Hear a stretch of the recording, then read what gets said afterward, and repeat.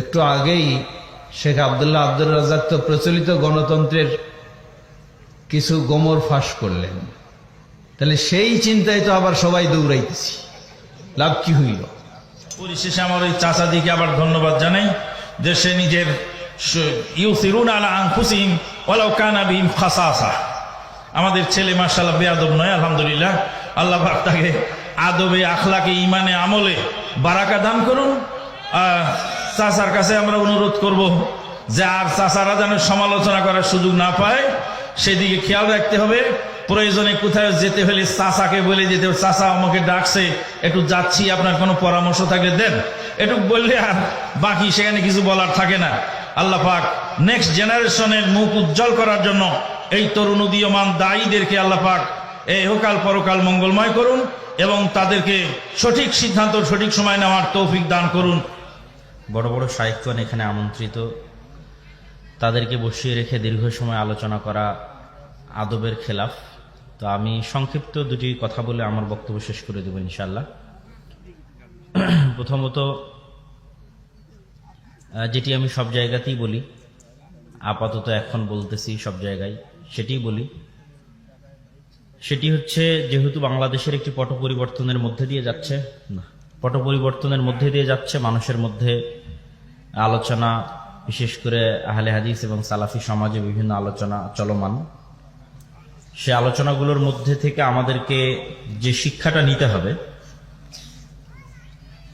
যে কাজটা আমাদের করতে হবে, সেটি আসলে কি? প্রথমত আমি এতটুকু বলতে চাই যে গণতন্ত্র কোনো কোরআন বা কোনো ওহী বা কোনো ধর্মীয় গ্রন্থ বা কারো তৈরি করা কোনো গড, প্রতিপালক, এরকম কিছু নয়। যদি এরকম কিছু না হয়, গণতন্ত্র যদি ওহী না হয়, কোরআন না হয়, তাহলে গণতন্ত্রকে প্রশ্ন করা যাবে না? যাবে না? গণতন্ত্রকে প্রশ্ন করা যাবে না? যাবে না? যাবে। কিন্তু সিচুয়েশন এমন বানিয়ে ফেলেছে গণতন্ত্রের যারা প্রচারকারী, বিশেষ করে পাশ্চাত্য বিশ্ব, যে আপনি গণতন্ত্রের বাইরে বললেই আপনি জঙ্গি, আর কোনো রাস্তা নাই। তো এটি আপনাকে তুলে ধরতে হবে বিশ্ববাসীর সামনে, সমগ্র পৃথিবীর সামনে, শুধু বাংলাদেশের সামনে নয়, যে একটি গণতান্ত্রিক দেশে বসবাস করে গণতান্ত্রিক প্রক্রিয়াতে অংশগ্রহণ না করে গণতন্ত্রকে প্রশ্ন করা আমার নাগরিক অধিকার। কে যাচ্ছে কে যাচ্ছে না সেটার প্রশ্ন ভিন্ন, কিন্তু এটা সম্পূর্ণ একটা ডিফারেন্ট আলোচনা, সম্পূর্ণ একটা ভিন্ন মুভমেন্টের কথা বলা হচ্ছে, যে মুভমেন্টটা ডাইরেক্ট গণতন্ত্রকে কোশ্চেন করবে, গণতান্ত্রিক সিস্টেমকে কোশ্চেন করবে, গণতান্ত্রিক সিস্টেমকে প্রশ্ন করবে, এবং সেই প্রশ্নগুলো মানুষের জানা থাকা উচিত, মানুষের মধ্যে চর্চা থাকা উচিত, তারপর মানুষই সিদ্ধান্ত নিবে। সেই প্রশ্নগুলোর এক নম্বর প্রশ্ন হচ্ছে, বা অসংখ্য প্রশ্ন আসতে পারে, সারমর্ম প্রশ্ন হচ্ছে, গত দীর্ঘ 16 বছর বাংলাদেশে যে শাসন ব্যবস্থা ছিল, সেটি কি ইসলামের নামে ছিল না গণতন্ত্রের নামে ছিল? গণতন্ত্রের নামে ছিল। গত 16 বছর যে শাসন ব্যবস্থা ছিল, সেটা ইসলামের নামে ছিল না সেকুলারিজমের নামে ছিল? ধর্মনিরপেক্ষ মতবাদের নামে ছিল। তার মানে গত 16 বছর যত খুন, গুম, হত্যা, ক্রসফায়ার, আয়নাঘর, এগুলোর জন্য ইসলাম দায়ী না এগুলোর জন্য গণতন্ত্র, সেকুলারিজম দায়ী?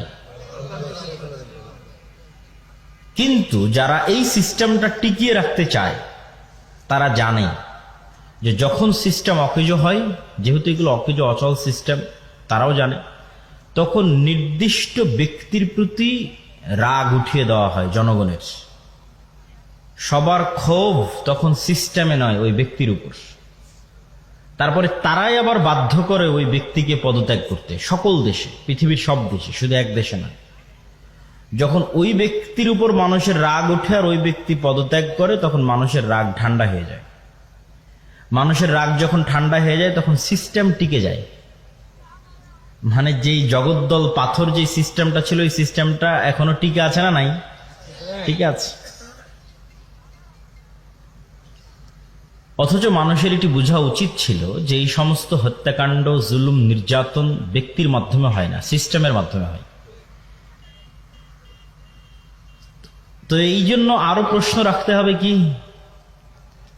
সমাজতন্ত্র বলেন, ডেমোক্রেসি বলেন, সেকুলারিজম বলেন, এগুলো হচ্ছে ইনজাস্টিস, তথা মানুষকে জাস্টিস দিতে, ন্যায় দিতে ব্যর্থ। পৃথিবীতে কোথাও দিতে পারেনি, বাংলাদেশেও পারবে না, ভবিষ্যতেও পারবে না, কিয়ামত পর্যন্ত পারবে না। মানুষ এবং নাগরিকদের, মুসলমানদের শুধু নয়, স্বাভাবিক যে কোনো মানুষকে তার ন্যায় বুঝিয়ে দিবে। এই ন্যায় বুঝিয়ে দেওয়ার সিস্টেম গণতন্ত্র, সমাজতন্ত্র এগুলোর মধ্যে নাই। এগুলো নিজেরাই একটা ইনজাস্টিস, অন্যায় সিস্টেম চালু করে রাখে। এই অন্যায় সিস্টেমকে টিকিয়ে রাখে, জিইয়ে রাখে। আর যখনই সমস্যা হয় তখন আবার বলা হয় আরো বেশি গণতন্ত্রের দরকার, গণতন্ত্র নাই এই জন্য অন্যায় হচ্ছে। আবার সমস্যা তখন বলে আরো গণতন্ত্রের দরকার, গণতন্ত্র নাই এই জন্য সমস্যা হচ্ছে। কিন্তু কখনোই কাউকে এই প্রশ্ন উঠাতে দেয় না যে আসলে গণতন্ত্র নিজেই সমস্যা, এটাকে বিদায় করে দাও। এই প্রশ্ন কাউকে তুলতে দিবে না। কিন্তু এই প্রশ্নটা তুলতে পারবে একমাত্র যারা ইন্টেলেকচুয়াল, মেধার লেভেলে অনেক সর্বোচ্চ পর্যায়ের, তারা এই জিনিসটা ধরতে পারে যে এখানে বলা হয় মানুষের শাসন, কিন্তু আসলে মানুষের শাসন নয়। যখন একটা মানুষের আপনি টাকা পয়সা ছিনতাই করে নিতে চান, তখন তাকে ইনজেকশন দিয়ে অজ্ঞান করে দিয়ে তার টাকা পয়সা ছিনতাই করে নিলেন। তো এখানকার ইনজেকশনটা কি? এখানকার ইনজেকশনটা হচ্ছে, এখানকার নেশাটা হচ্ছে আপনি ভোট দিতে পারবেন। আপনাকে ছলে বলে কৌশলে এই একটা মজা আপনাকে দেওয়া হয়, ঠিক আছে? যেমন মানুষ যখন কোনো নারীর প্রেমে পাগল হয় তখন তার পাল্লায় পড়ে সহায় সম্পত্তি, সম্বল সব হারিয়ে দেয়, কিন্তু বুঝতে পারে না যে কি থেকে কি হয়ে গেল। তো এইটা একটা মজা যে আমি 5 বছর পর একদিন ভোট দিতে পারবো, কিন্তু আমার কাছ থেকে ওই একদিনের ভোট নিয়ে বাকি 5 বছর যে আমার কাঁঠাল আমার মাথাতেই ভেঙে, আমার ধন সম্পত্তি, আমার টাকা পয়সা সব লুটে নিয়ে চলে যাবে, আমার কিছু বলারও থাকবে না, কিছু করারও থাকবে না।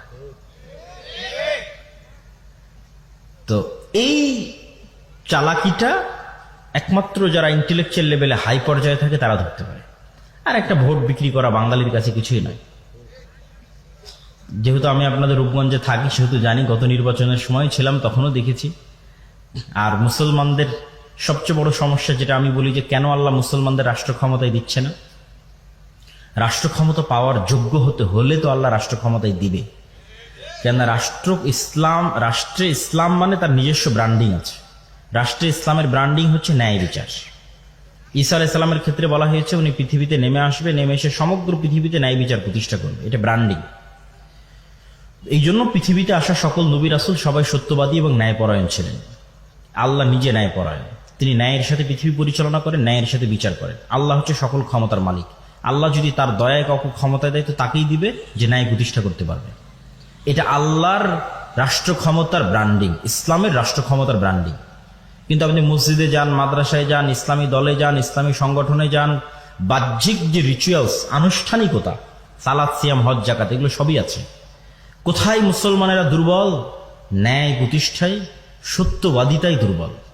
আলেম ওলামা থেকে শুরু করে মসজিদ, মাদ্রাসা, সাধারণ মুসলমান সব পর্যায়ে। বাংলাদেশ, ভারত, পাকিস্তান আরো ভয়াবহ অবস্থা। আমাদের জন্ম নিবন্ধন থেকে শুরু করে, আমাদের এনআইডি কার্ড থেকে শুরু করে, আমাদের জমির দলিল থেকে শুরু করে যত রকমের অফিস আদালতে আমরা যাই সবকিছু মিথ্যার উপর প্রতিষ্ঠিত। ইউরোপ আমেরিকায় যত মুসলমান গেছে তাদের 90% ডকুমেন্টস মিথ্যা, তথ্য মিথ্যা, কথা মিথ্যা, সরকারের কাছে অতিরিক্ত বেনিফিটস নিচ্ছে মিথ্যা, পুরো লাইফটা মিথ্যার উপর প্রতিষ্ঠিত।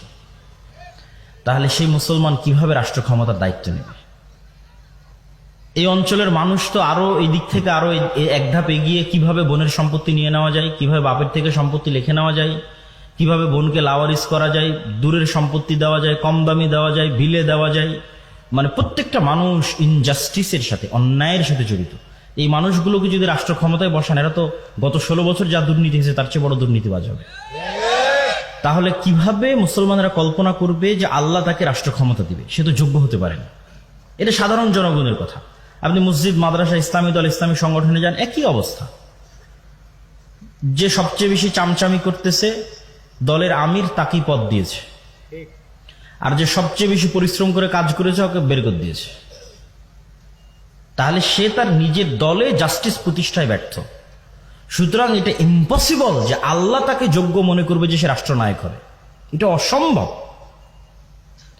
সে ডেমোক্রেসিতে রাষ্ট্রনায়ক হতে পারে, সমাজতন্ত্র, গণতন্ত্র, মারামারি, অন্যায় উপায় রাষ্ট্রনায়ক হতে পারে, কিন্তু আল্লাহর দয়ায়, ইসলামের নামে আল্লাহর দয়ায় রাষ্ট্রনায়ক হতে পারবে না। কেননা সে তার নিজের গণ্ডির মধ্যে ন্যায় প্রতিষ্ঠায় ব্যর্থ, তার পরিবারে ন্যায় প্রতিষ্ঠায় ব্যর্থ, তার দলে ন্যায় প্রতিষ্ঠায় ব্যর্থ, তার পদে ন্যায় প্রতিষ্ঠায় ব্যর্থ, তার প্রতিষ্ঠানে ন্যায় প্রতিষ্ঠায় ব্যর্থ, তার মসজিদে ন্যায় প্রতিষ্ঠায় ব্যর্থ। সুতরাং আল্লাহর দৃষ্টিতে সে রাষ্ট্রনায়ক হওয়ার যোগ্য নয়। একই অবস্থা OC, AC land, sub registrar, DC থেকে শুরু করে যত সরকারি পদ পদবি আছে, চাকরিজীবী আছে, সবাই স্বাক্ষর করতেছে, ঘুষ নিচ্ছে, আবার আজান হলে মসজিদে নামাজ পড়তে চলে যাচ্ছে। তো তারা মানুষের কাছে ক্ষমা নিয়ে, আল্লাহর কাছে ক্ষমা নিয়ে জান্নাতে যেতে পারে, কিন্তু আল্লাহ তাকে ইসলামের নামে রাষ্ট্র ক্ষমতা দিবে এটা অসম্ভব। গোলামি থাকবে। আর আমাদের নেচার, রক্তের মধ্যে যে গোলামি মিশে আছে তার সবচেয়ে বড় উদাহরণ কি? 16 বছরের জগদ্দল পাথর ফ্যাসিজম সরে যাওয়ার পর চাঁদাবাজি কম হওয়ার কথা ছিল না নাই হওয়ার কথা ছিল, না বেশি হওয়ার কথা ছিল? নাই হয়ে যাওয়ার কথা ছিল। নাই হয়েছে না বেশি হয়েছে? বেশি হয়েছে। কেন বেশি হয়েছে? আমাদের রক্তের মধ্যেই তো জুলম, মিথ্যা, অন্যায় মিশে আছে। আর এটাই হচ্ছে গণতন্ত্রের সবচেয়ে বড় সফলতা, যে গণতন্ত্র মানুষকে মানুষের বিরুদ্ধে লাগিয়ে, ক্ষমতার মারামারি গন্ডগোল লাগিয়ে, ইনজাস্টিস ছড়িয়ে, অন্যায় ছড়িয়ে, ক্ষমতার মোহ সবার মধ্যে ছড়িয়ে সে তার সিস্টেম টিকিয়ে রাখতে চায়। এই জন্য মিথ্যা ছাড়া আপনি গণতন্ত্রের রাজনীতি করতে পারবেন না, অন্যায় ছাড়া গণতন্ত্রের রাজনীতি করতে পারবেন না। মিথ্যা এবং অন্যায় পরিপূর্ণ হবে এই রাজনীতি। সম্মানিত উপস্থিতি, আবু সুফিয়ান যখন কাফের মুশরিক, যখন রাসূল সাল্লাল্লাহু আলাইহি ওয়াসাল্লাম তার চিরন্তন শত্রু, বুখারীর লম্বা হাদিস একদম শুরুর দিকে আছে, তখনও আবু সুফিয়ান আল্লাহর নবীর বিরুদ্ধে মিথ্যা বলেনি। কেন? বাই ডিফল্ট, বাই বর্ন, নেতৃত্বের যোগ্যতা তার মধ্যে আছে। কাফের মুশরিক হতে পারে, কিন্তু সে জন্মগত নেতা, আর নেতা মিথ্যা বলতে পারে না। এই জন্য আবু সুফিয়ানের পরবর্তী বংশধরেরাই কিন্তু উমাইয়া শাসনামলে, আবু সুফিয়ানের সন্তান মুআবিয়া রাদিয়াল্লাহু তাআলা আনহু এবং তাদের পরবর্তী বংশধর উমাইয়া শাসনামলেই সব মুসলিম খেলাফা বিজয় হয়েছে। তারেক বিন জিয়াদ বলেন, মোহাম্মদ বিন কাসেম বলেন, যার কথাই বলেন, এরা সব উমাইয়া শাসনামলে সমগ্র পৃথিবী বিজয় করেছে। স্পেনের যে স্বর্ণ সভ্যতা, সেটা উমাইয়া শাসনামলে, কেন তাদের রক্তের মধ্যে নেতৃত্ব ছিল। আর এখন মুসলমানেরা যে কোনো রাজনৈতিক দলের এক নেতা আর এক রাজনৈতিক দলের নেতার বিরুদ্ধে মিথ্যার উপর ভিত্তি করে তার রাজনীতি টিকে আছে। তাহলে এই মিথ্যার সিস্টেম, এই অন্যায়ের সিস্টেমকে যদি আপনি প্রশ্ন না করতে পারেন, তাহলে মনে করতে হবে পরাধীন। প্রশ্ন করা শিখতে হবে, এবং অবশ্যই মুসলমানদেরকে যোগ্য হতে হবে, লিডার হতে হবে। লিডার হতে হলে সত্য বলতে হবে, ন্যায় প্রতিষ্ঠা করতে হবে নিজের সার্কেলে, নিজের ফ্যামিলিতে, নিজের সমাজে। যেমন মসজিদ থেকে, মাদ্রাসা থেকে শুধু এই দাওয়াতই কেন দেওয়া হবে যে আসেন সালাত আদায় করি, সিয়াম পালন করি, ইফতার দিই? এর বাইরে কি মসজিদ মাদ্রাসা আর কোনোই ভূমিকা নিতে পারে না? একটা এলাকায় যদি যৌতুকের ভিত্তিতে বিবাহ হয়, সেটি কি থামাতে পারে না? একটা এলাকায় যদি কোনো বোনকে, কোনো কন্যা সন্তানকে তার পিতার সম্পত্তিতে অধিকার বুঝিয়ে না দেওয়া হয়, তো মসজিদ কি সেখানে ভূমিকা নিতে পারে না? পারে। একটা বাজারের উপর মেইন পয়েন্টে মসজিদ, সেই বাজারের লোকজনের কাছে চাঁদাবাজি করা হচ্ছে, সেটি কি মসজিদ থামাতে পারে না? পারে। এটার সুযোগই ছিল এখন। আবার যখন সামনে কোনো রাজনৈতিক দল দীর্ঘদিন ক্ষমতায় থাকবে, তখন গ্রাম পর্যন্ত তাদের সিন্ডিকেট চলবে। আর এখন যে শূন্যতা আছে, এই শূন্যতার জায়গায় মসজিদ, মাদ্রাসা, দ্বীনি শিক্ষা প্রতিষ্ঠান, ন্যায় নিষ্ঠাবান মানুষ, তাদের সুযোগ ছিল যে আমর বিল মারুফ ওয়া নাহই আনিল মুনকারের মাধ্যমে অন্যায়ের বিরুদ্ধে যে সংগ্রামের কথা আল্লাহ বলেছেন, ইয়া আইয়ুহাল্লাযীনা আমানু কুনু কাওয়ামিনা লিল্লাহি শুহাদা বিল কিসত, তোমরা ন্যায় প্রতিষ্ঠাকারী হও, শুহাদা লিল্লাহ, আল্লাহর সাক্ষী হিসেবে, আল্লাহর জন্য, আল্লাহর সন্তুষ্টির জন্য ন্যায় প্রতিষ্ঠাকারী হও। পিতার বিরুদ্ধে হলো, মাতার বিরুদ্ধে হলো, যার বিরুদ্ধে হলো, ন্যায় প্রতিষ্ঠার চেষ্টা করো। মুসলমানেরা যখন স্লোলি এই এতটুকু নিশ্চিত করবে যে সে মিথ্যা বলবে না, সে ন্যায় প্রতিষ্ঠাকারী হবে, তার সন্তান বা তাদের বংশধর আশেপাশে যারা আছে তারা মিথ্যা বলবেন, ন্যায় প্রতিষ্ঠাকারী হবে। এই একটা কাজ যদি শুরু করে মুসলমানেরা ধীরে ধীরে নেতা হওয়া শুরু করবে। আমরা তখন গোলাম আছি, আমাদের মানে নেচারের মধ্যে গোলামি আছে, বাহ্যিকভাবে গোলাম নাই, কিন্তু আমাদের আচরণের মধ্যে গোলামির আচরণ আছে। যেহেতু আমরা 190 বছর ব্রিটিশদের গোলাম ছিলাম, তো যখন মালিক কেউ থাকে তখন তার এটা মজা লাগে যে এখানে দুইটা গোলাম আছে, এর মধ্যে একটা টাকা ফেলে দিলাম, একটা রুটি ফেলে দিলাম, দুই গোলামে কাড়াকাড়ি করুক রুটি নিয়ে। এইটা যারা জালেম হয় তাদেরকে এটা মজা লাগে। তো ব্রিটিশরা আমাদের মধ্যে এই সিচুয়েশনই তৈরি করেছে যে আমরা মারামারি করব, মিথ্যা বলবো, কাটাকাটি করব। এটাই আমাদেরকে 190 বছর শিখিয়েছে। কেন? যখন ক্ষমতা থাকে না, টাকা থাকে না, যখন গোলাম থাকে তখন এটা নেচার হয়। বানু ইসরায়েলের একই অবস্থা হয়েছে। ইউসুফ আলাইহিস সালাম চলে যাওয়ার পর যে 200-300 বছর তারা ফেরাউনের গোলামি করেছে, তো ফেরাউন ওদেরকে বাধ্য করেছে এরকম ন্যারো মাইন্ডেড হতে, সংকীর্ণ মনা হতে। এই জন্যই তো বানু ইসরায়েল মুসা আলাইহিস সালামের সাথে চলতে পারতো না। কেননা মুসা আলাইহিস সালাম স্বাধীন অবস্থায় ফেরাউনের বাড়িতে বড় হয়েছে, ওনার সেলফ রেসপেক্ট ছিল, আত্মমর্যাদা ছিল, আত্মসম্মান ছিল। আর বানু ইসরায়েল গোলাম অবস্থায় বড় হয়েছে। তখন কথায় কথায় মুসা আলাইহিস সালামকে বলতো, যদি আল্লাহকে না দেখি ঈমান আনবো না, এই এক খাবার ভালো লাগে না, আল্লাহকে বলো পানি দিতে, তুমি আর তোমার আল্লাহ যাও যুদ্ধ করো, নাউজুবিল্লাহি মিন যালিক। কত কথা তাদের, এগুলো প্রত্যেকটা ন্যারো মাইন্ডের প্রমাণ বহন করে। তো বানু ইসরাইল যে সিচুয়েশনের মধ্যে দিয়ে গেছে, মুসলিম উম্মাহ ঔপনিবেশিক শাসন আমলে 190 বা 200 বছরের, এটা শুধু আমরা ছিলাম না, সারা পৃথিবীর সব মুসলমান ছিল। আপনি আফ্রিকার মুসলিম কান্ট্রিগুলোতে যান, তাদের দ্বিতীয় ল্যাঙ্গুয়েজ ভাষা হচ্ছে ফরাসি। আমাদের সেকেন্ড ল্যাঙ্গুয়েজ যেমন ইংরেজি, ওদের সেকেন্ড ল্যাঙ্গুয়েজ ফরাসি। অথচ আপনি ইংল্যান্ডের আশেপাশের দেশে যান, ফ্রান্সে যান, স্পেনে যান, জার্মানিতে যান, কেউ ইংরেজি জানেই না। অথচ ইংল্যান্ডের সীমান্তের সাথে লাগানো, আমি নিজে গেছি এবং আমি হতবাক হয়েছি যে এয়ারপোর্টে পর্যন্ত এক্সিট লেখা ইংরেজিতে, কোথায় লেখা আছে এটা খুঁজে পেতে ক্লান্ত হতে হয়েছে। তারা এতটা ইংলিশ বিদ্বেষী, মানে তাদের নিজস্ব জাতি সত্তার সেলফ রেসপেক্ট আছে। তাহলে আফ্রিকার মুসলমান ফরাসি কেন শিখে? ও ফ্রান্সের গোলাম ছিল। আমি ইংরেজি কেন শিখে? আমি ব্রিটিশের গোলাম ছিলাম। তো এই পুরো মুসলিম বিশ্ব প্রায় 150-200 বছর ঔপনিবেশিক শাসন আমলের ব্রিটিশদের, ইউরোপিয়ানদের অধীনে ছিল, শুধু ব্রিটিশ না। তো এই ফুল ইউরোপিয়ানদের অধীনস্থ থাকার কারণে গোলামির মেন্টালিটি আমরা বড় হয়েছি। ন্যারো মাইন্ডেড, মিথ্যা বলতে হবে, মারামারি কাটাকাটি করতে হবে, জোরপূর্বক অন্যায়ভাবে দখল করে নিতে হবে। এই মেন্টালিটি চেঞ্জ করে যখন আপনি স্বাধীন হবেন মানসিকভাবে, আত্মমর্যাদা সম্পূর্ণ নেতার মতো ভাববেন যে আমি একজন নেতা, মুসলমান মানে সে নেতা, মুহাম্মদ সাল্লাল্লাহু আলাইহি ওয়াসাল্লামের মতো কোনোদিন মিথ্যা বলবে না, ন্যায় প্রতিষ্ঠার জন্য চেষ্টা করবে। একবার যদি এই ধরনের নেচার মুসলমানদের মধ্যে তৈরি হয়ে যায়, রাষ্ট্র ক্ষমতায় যেতে বেশি দিন বাধা থাকবে না। আল্লাহ যেদিন বুঝে যাবে এই মানুষটা ন্যায় প্রতিষ্ঠার যোগ্য, তখন আল্লাহ সুবহানাহু ওয়া তাআলা তাকে রাষ্ট্র ক্ষমতা দিবেই দিবে ইনশাআল্লাহ। আল্লাহ সুবহানাহু ওয়া তাআলা আমাদের কবুল করুক। আল্লাহুম্মা আমিন। ওয়া আখিরু দাওয়ানা আনিল হামদুলিল্লাহি রাব্বিল আলামিন। আসসালামু আলাইকুম ওয়া রাহমাতুল্লাহি ওয়া বারাকাতুহু।